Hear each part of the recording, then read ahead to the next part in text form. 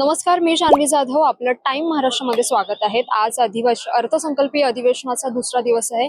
आपल्यासोबत आहेत आमदार ज्योती गायकवाड.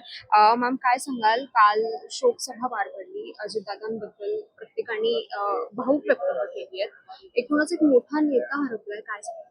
नक्कीच खूप वाईट घटना झाली. जी दुर्घटना झाली त्याची नक्कीच चांगला त्याचा हे घ्यायला पाहिजे, शोध घ्यायला पाहिजे. कारण घातपात झाला असं बऱ्याच जणांचं म्हणणं आहे आणि त्याच्यावर नक्कीच विचार करण्यासारखी गोष्ट आहे. कारण त्याचा ब्लॅक बॉक्स जो असतो तो जळालेला आहे. जी घटना म्हणजे खूप मोठं टेम्परेचर असतं तेव्हा त्यात तो जळतो असं म्हणतात.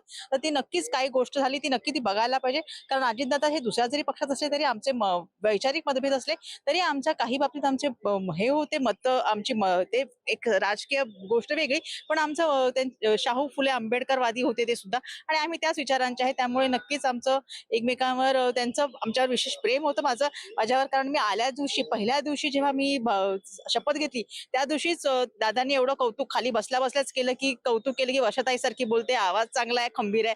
आणि हे ते मला उपमुख्यमंत्र्यांनी पहिल्या दिवशी एका सामान्य आमदाराला बोलणं खरंच खूप मोठी गोष्ट आहे. आणि त्यामुळे आम्हालाही ती गोष्ट खूप वाईट वाटली की एवढा मोठा नेता आणि अशा प्रकारे त्यांचा मृत्यू होणं हे खरंच सगळ्या महाराष्ट्राला दुःखदायक आणि धक्कादायक होतं. आणि हे नक्कीच ह्याचा काहीतरी शोध घेणं आवश्यक आहे. एकूणच सत्ताधारी पक्ष आणि विरोधकांकडून देखील अजित पवारांच्या अपघातावर शंका व्यक्त केली जाते. आमदार रोहित पवार देखील सातत्यानं आरोप करतात. काय वाटतं या अपघातावर आपल्याला? नक्कीच, कारण ही जी घटना झाली ती अशी अचानक घडली आणि काही गोष्टी घडणार होत्या आणि त्याच्या पार्श्वभूमीवर घडली. त्यामुळे नक्कीच ती विचार करण्यासारखी आहे की हे घडली की घडवली गेली. त्यांनी सुद्धा हाच प्रश्न विचारला. तर नक्की ह्याचा विचार शोध घेणं किंवा एखादी चांगली यंत्रणा तिथं ठेवणं आणि त्याचं हे करणं हे खूप आवश्यक आहे. एकूणच मॅम पाहायला गेलं तर सध्या भिवंडीत रिसेंटली हा एक्सपिरियन्स आहे. भिवंडीमध्ये राहुल गांधी आले होते आणि मुलुंड टोल नाक्याजवळ त्यांना भाजपाकडून काळे झेंडे दाखवण्यात आले.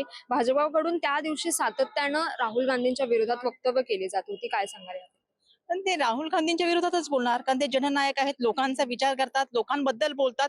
कारण बीजेपीला लोकांबद्दल विचार नाहीये. बीजेपी हा फक्त स्वतःपुरती मर्यादित आहे आणि स्वतःचाच विचार करणारा पक्ष आहे असं माझं म्हणणं आहे. आणि त्यामुळे लोकांचा विचार करणारे जे व्यक्ती आहेत त्यांच्या विरुद्ध ते बोलणारच आहेत.